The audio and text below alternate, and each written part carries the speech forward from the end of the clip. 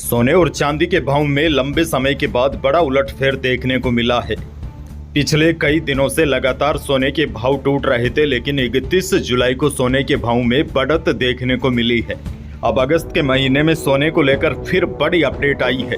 लेकिन सबसे पहले आपको बता दूं, 31 जुलाई को India Boolean and jewellers association की वेबसाइट के मुताबिक दिल्ली सराफा बाजार में 10 ग्राम 24 कैरेट सोना 629 रुपए महंगा होकर 69,309 रुपए पर पहुंच गया। वहीं चांदी भी 1624 रुपए चढ़कर 82,974 रुपए प्रति किलो पर पहुंच गई।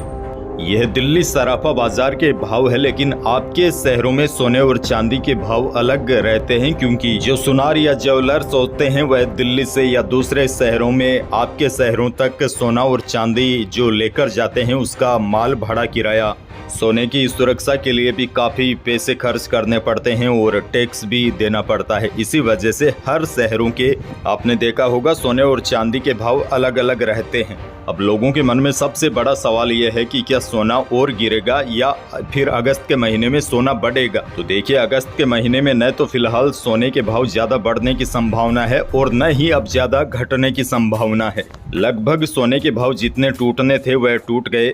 अब इतने ज्यादा भाव टूटने की संभावना नहीं है। हालांकि सोने के भाव अब बढ़ने की संभावना ज्यादा है, क्योंकि दुनिया के कई देशों में अभी अशांति सी फैली हुई है और जब भी दो देशों के बीच युद्ध की खबरें आती है तो सोने और चांदी के भाव अचानक बढ़ जाते हैं। तो बड़ी अपडेट आपके लिए है। फिलहाल आप सोना खरीद सकते हैं, शायद ऐसा मौका आपको दोबारा न मिले। हालांकि अगस्त में सोने और चांदी के भाव इस तरह रह सकते हैं, लेकिन अब टूटने की संभावना काफी कम है।